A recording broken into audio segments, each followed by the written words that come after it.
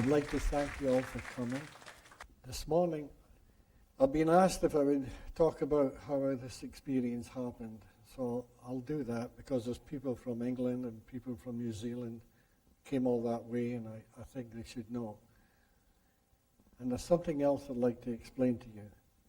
Under no way, shape, or form am I talking religion.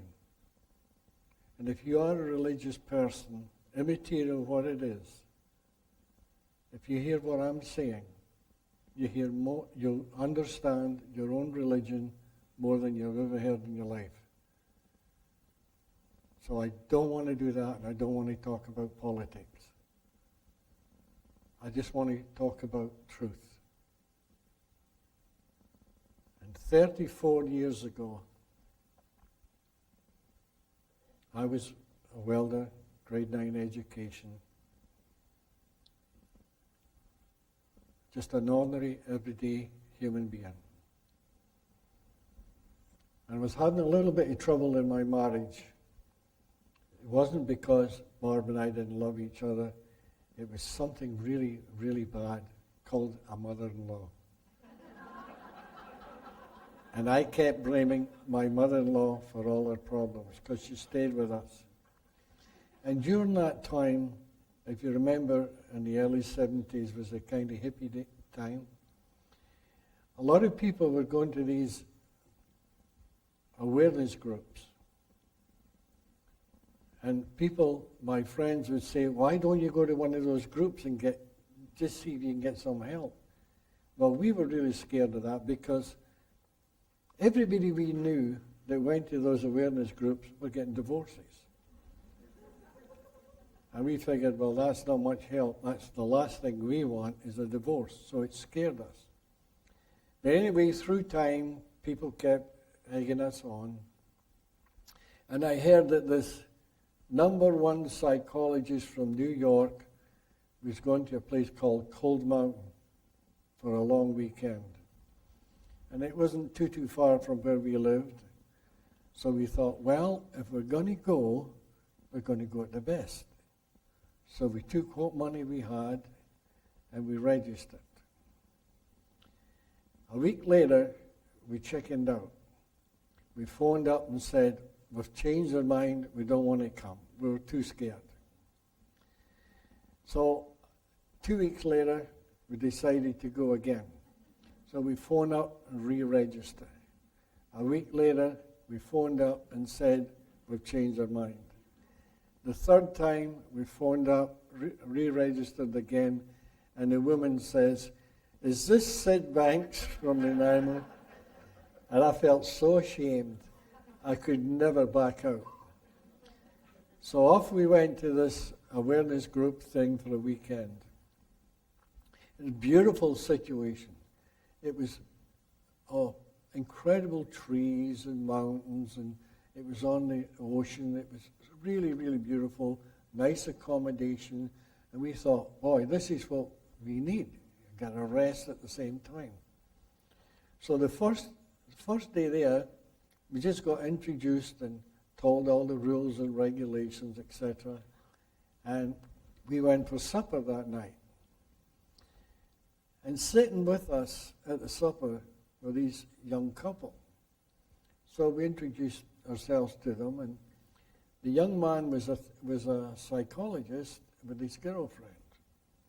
So we started to talk, just general talk, and I was a nervous wreck because this head man that had come from New York was so well known that therapists from all over Canada and all over the United States came. And here I am, a grade 9 welder. I was petrified. So anyway, I'm talking to this young man, and after the supper, the four of us walked down the beach. And naturally, he's a psychologist, and I wanted to get all this out, and I wanted to really prove it was my mother-in-law. So I started to tell him how nervous I was and how insecure I was all my life, and I told him all the reasons of my past, my childhood, why I was in this state. And he turned around to me and he said, you know, Sid, I'm the same as you. I'm a nervous wreck. And I thought, well, this is impossible. He's had all this education, he's a psychologist, and he's telling me he's a nervous wreck. I found it hard to believe. But anyway, that's the way it was. The following morning, we went to this so-called help group, and it started. And in those days, they used to tell you, be up front. Now, that meant whatever you thought your wife was or your husband was, you could get it out and curse and swear at them, and it was pandemonium. It was like being in a zoo in the monkey cage. It just terrible. As a matter of fact, it was so bad, one of the trainers slapped this other woman over the face and told her she was an egotistical ass because she'd had a nose job. And when it was finished, I looked at Barb, and she's shaking her head. She says, why did we ever come here? This is the worst, horrible situation I've ever put myself in my entire life. I want to go home. And I agreed. There was no help there. It was total pathetic. So I said, okay, tomorrow we'll go home. But we had to wait till 2 in the afternoon before the ferry came to take us back. So that evening, we went for supper again. We're sitting beside the same young man. And after it was finished, we stood up, walked outside, and here's where the mystery starts. This young man said the most unusual thing to me. He says, you know, Sid, Moses went up the mountain to talk to God. And God said to Moses, go down and tell those people anything you want, and they'll believe you. And you told me last night you were an insecure person, and I've never heard such nonsense in all my life. Now, that was his words. You know how the great mystics talk about hearing beyond the word? I heard beyond the word. And what I really heard them say was, there's no such thing as insecurity. It is all created from thought. Immediately I heard that, I had no insecurity. My life changed. My past didn't mean a tinker's toot. I was free. I was so happy, it was unbelievable. And I was so full of joy, I couldn't believe it. It was instant. And I turned around to this man and I said, have you any idea what you just said? And he said, of course I do. I just don't make idle chatter. But he didn't. Because if he had, he wouldn't be there. It was all intellectual. That night, we went back to the bedroom, and we're standing in this room, and I'm saying to Barb, isn't it amazing? We don't have any problems. It's all thought. And she started going, oh, maybe your problems aren't real, but mine is. And I'm saying, no, they're not. I just thought, but you couldn't hear me. So the following morning, we went into another session with these people, and it was totally bizarre to me. But the greatest thing of all was all the therapists that were there were doing the very best they could. They were talking in this world where they'd been taught. They wanted to help everybody, and they were doing the best they could. That's what I saw. But Barb didn't see that. She just saw them as a bunch of idiots, just creating trouble.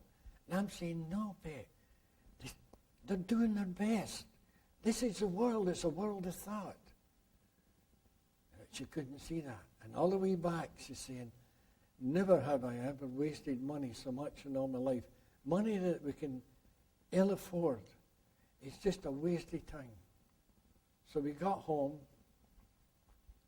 and the following day, decided to take Grandma, which by this time looked a lot better to me.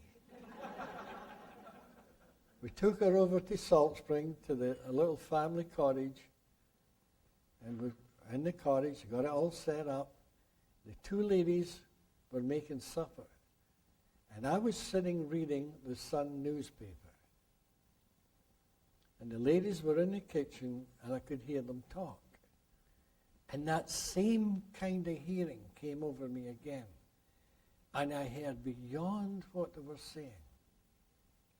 And I knew they didn't know what they were saying. So I burst out laughing. My mother-in-law, she comes rushing into the living room like this, quite cocky. May I ask what's so funny? Well, you didn't laugh at Grandma. That was a no-no. So I didn't say anything. I just sitting there. So the two ladies sat down in the living room, and if looks could kill, I was a dead man. And I thought to myself, boy, I'm in trouble with two women here. I've got to try and get myself out of this. So I stood up to explain to them why I was laughing. Instead, I looked out the picture window at the ocean. And all of a sudden, it was like I was losing control of myself, and I was being sucked down this tunnel. And right there and then, I realized the true nature of what you call God. In that moment, I realized the true nature of what you call divine mind. And I was shrouded in white light, buzzing white light. It was just like I was in the middle of it. And I turned round to Barb and I started to cry. And I said, I'm home, I'm free, I've made it, I've conquered this world. This means to say that you and I will be traveling all over the world, and I'm going to change psychology and psychiatry forever, way beyond anybody ever even dreamt of. Now, you can imagine. These two women just stood there, dumbfounded, because they thought I had flipped. I'd definitely lost my marbles. But what I realized when I had that insight, when in the middle of it, I realized, and this is very important, because what I realized was life was a divine dream, suspended within the boundaries of time, space, and matter. Now, at the beginning as I talk, I talk in a mystical manner. It sounds mystical, but it's so logical, so simple, that's what's making it mystical. And I'm sure that most of you will never get it. You'll never understand what I'm saying. But if you get a nice feeling, you're getting it. If the intellect comes in and says, oh, I know what you're talking about, and you get angry, or you get a little put off at me, you're not getting it. I remember once I was talking to about 200 people. And this lady got up halfway through it. She says, Sid, may I say something? I said, yes, what is it? She says, I don't know one damn word you're talking about. And I said, that's good. She says, what do you mean good? I came here to hear you, and I don't know what you're talking about, and you're saying that's good? I said, yes, it's good. And she says, I don't get this. And I looked at the audience and I said, well, everybody in here, please raise your hand if you don't know what I'm talking about. One hand went up. One hand said they knew what I was talking about. And that one hand argued with me all night. Because I'm not talking to your intellect. I'm not interested in what your problems are. I'm talking to a divine wisdom. And there's another thing. Sometimes I'll say divine wisdom, divine this or divine that. Because I'm with psychologists, I'll say universal. And some people might say, oh, I don't like that universal thing. Why don't you say divine? So I'll switch. Then somebody will say, I don't like that divine. I like universal. So you can't please everybody. And this is why I'm telling you, ignore my words.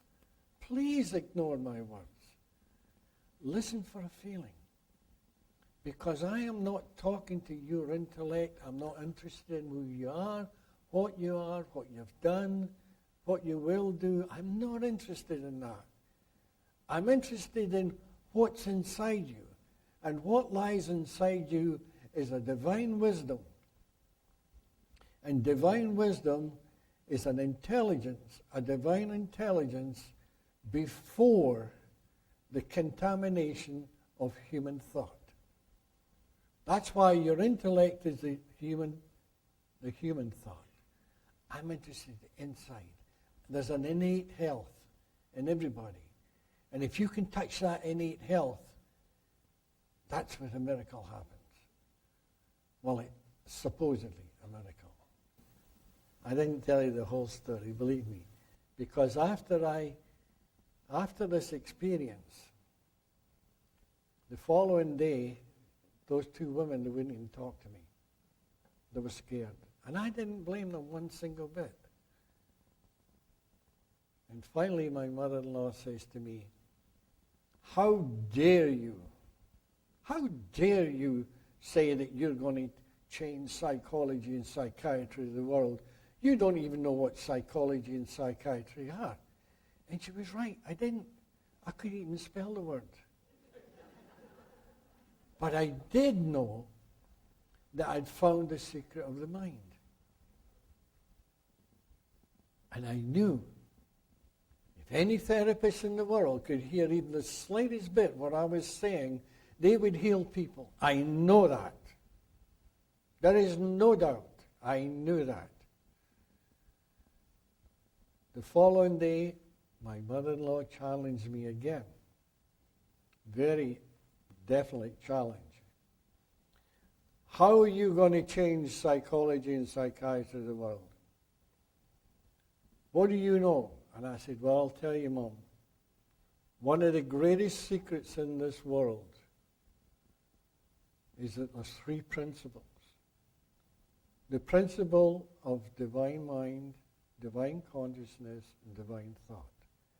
And these three principles let us see creation and guide us through this life. And I doubt very much if many therapists in this world know that. Then she challenged me again and said, well, what are those three principles? I said, well, and I never knew this before in my life. You must understand this is the first time in my life I've ever spoken about it. And without thought, I said, divine mind is the universal intelligence of all things, whether in form or formless. Divine consciousness is the gift that allows us to see creation and all it entails.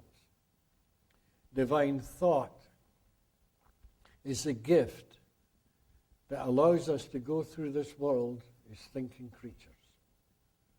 Well, it was pretty bad, the results of saying that.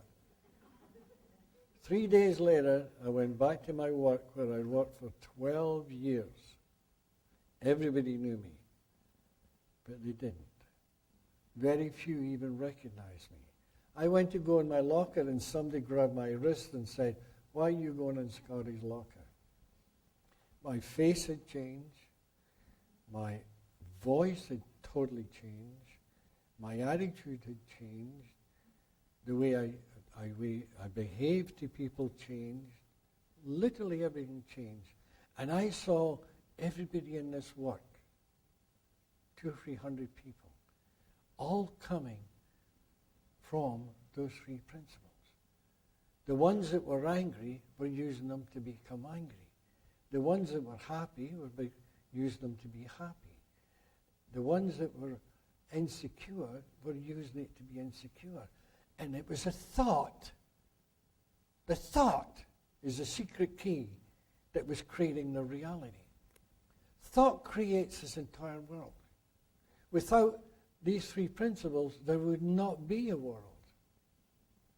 You create this world that you live in through thought.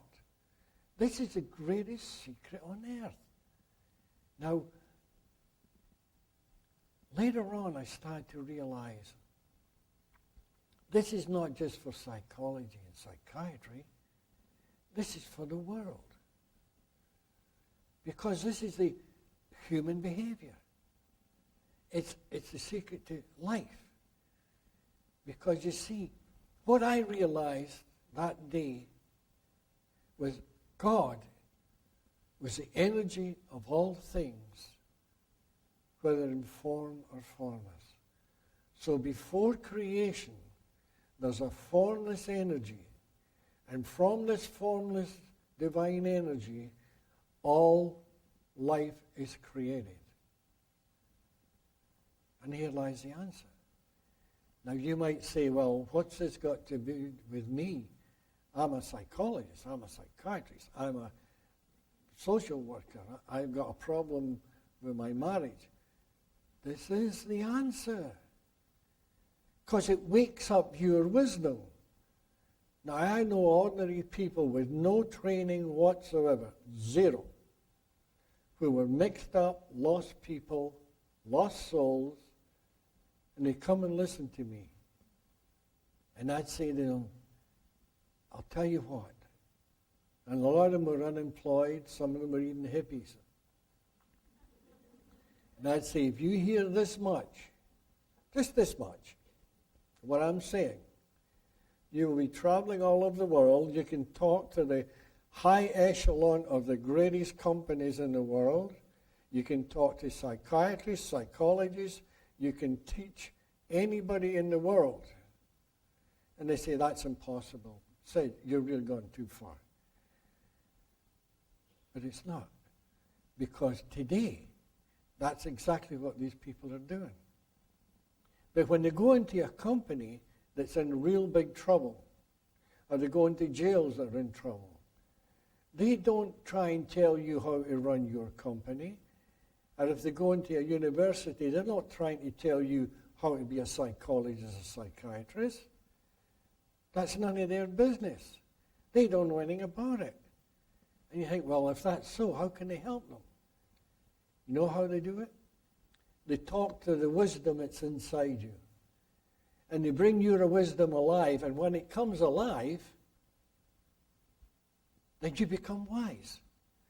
You become a wise doctor, a wise businessman, a wise policeman, a wise anything, because it's your wisdom. And that wisdom that's inside is 1,000 times more powerful than the intellect. Because you are connected. See, when you're born, you come in from really nothing. You come into a world of form. And that world of form, as soon as you come in, you start using the three principles. When these three principles, you see this divine illusion. And this divine illusion to you is real. And you work through this divine illusion, and the name of the game is go find yourself. Now, the Eastern philosophies, they'll say the idea, go find yourself. Now, people go all over the world looking for themselves. But they'll never find it, because that's not what they're talking about. That's a metaphor. What they're saying is, find the true truth that's inside yourself. And your self is that what, well, there's lots of names you can put on it. It could be called God. It could be called anything. There's many, many names you can put on it. And I don't even want to put a name on it. But no matter what name you put on the truth, it is not the truth. It's a metaphor. If I say to you, I saw this beautiful tree, I'm not telling you what a tree is. I'm just telling you a word that describes something that's alive. And that's the same with the truth that's inside you. And this is where the secret is. If somebody's mentally ill or mentally unhealthy, what it is, it's their own thoughts that are creating it. If you're mentally sick because of your thoughts, and you change your thoughts to positive, you become a healthy human being. And people say, well, it's not that simple, because you see, this fellow, he had a real bad past and bad experiences. That's in the illusion. The past is no longer real. The past is an illusion in time. And it's carried through time in your head as if it's still alive and it still controls you. Once you see that the past is just an illusion, it's finished, it's history, then that frees you from all the problems. The problem is created from thought. Thought is the magical principle. If you're a therapist, you don't have to worry about consciousness because you're already conscious. You don't have to worry about mind because you've already got a mind. All you have to work with is thought. Whatever you think will be. Whatever you think the world is, that's what it is. And this is where the great mystics of the world talked about everybody living in separate realities. All you people here today, there's not one of you living the same reality. Because you've got a freedom of speech. Not the freedom of speech, I'm sorry. The freedom of thought. That's what you call your free will. We all think differently, but we all use the same principles. But if you can find out the essence of these principles, then this is where you'll find your health. This is where you'll find the problem to your marriage. This is where you'll find the problem to when you work, what you do for a living. It doesn't matter. We want you to become wiser because you lift the consciousness. When you lift the consciousness of human beings, they become consciously aware. Now, I've had people say to me, and I've said this is nothing new. You go down to the library, you go into a bookstore, and you'll find 100 books all written about consciousness. I've never seen one. You go to the library, you go to the bookstore, and you get those books read enough, and they might be 2 inches thick by this big. But what they're doing is they're talking about what you do with your consciousness, what you do with your thoughts. It's not the essence of consciousness. And finding out what you do with it is of no value. It's no value. You've got to find what consciousness is, what thought is. What is this principle that's so important? What is this divine principle?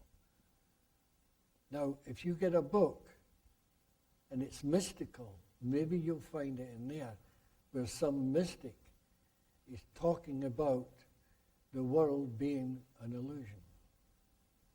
You have heard about, I'm sure most of you have read a book talking about Great Awakening. When somebody has a great awakening. Well, that's what I'm talking about. They awaken from this divine dream to realize that the dreamer. Everybody's only one thought away from finding what you call enlightenment. And you know what the ironic thing is? That one thought is the state of no thought. No thought from the personal mind. The personal mind goes to sleep for that split second. And when the personal mind goes to sleep, what's left is divine thought, purity of thought, which gives you the answer you're looking for. But in the meantime, if you just get a little tiny bit of it, a glimmer of it, it will change your mind. It'll change your life. How can I explain this? Okay. Just imagine that all of us, and all of life, there's a 3-foot wall, a 3-foot thick wall, and it's maybe 10 feet high. And you're at the bottom and you're looking at this wall. And all you can see is a dark wall. That's the people that are really, really suffering. That's the people that you doctors are trying to help. They're down on the bottom looking at this wall. Somebody comes along with a ladder, puts it against the wall and says, I want you to climb up this ladder. And the fear stops them. Fear always stops you from going from one level to another. Always. And it's when you conquer that fear, you go through it. They get up in the first rung. Now they're already away from the wall a little bit, so it's a little bit better. They go up higher, higher. Then all of a sudden, they see very, very little, and they see beyond the wall, there's a little bush, and it's green, and a bit of sky. And they say, wow, I didn't know life was like this. And the mystic will say, well, I told you it was there. Well, why didn't you tell me before? They say, I've been telling you for years, but you won't listen. All those wise people from the beginning of time have always said this. So anyway, through time, you start going up the ladder. And each rung of the ladder is a level of consciousness. You go up the ladder another rung, and you see beyond the bush, and there's lawn, green lawn, and there's trees. You keep going up, then there's beautiful skies and lakes. And all of a sudden, you get to the top of the ladder, and everything looks beautiful. You're seeing the world as is. And you're standing on top of this wall, and you're saying to people, why don't you come up here? The sun's shining. What sun? There's lakes. What lakes? They don't see it. And it's not until they start walking up. Then, when you get to the top, you realize there is no wall. It's all an illusion. You were at the top of the ladder all the time. And that's how it works.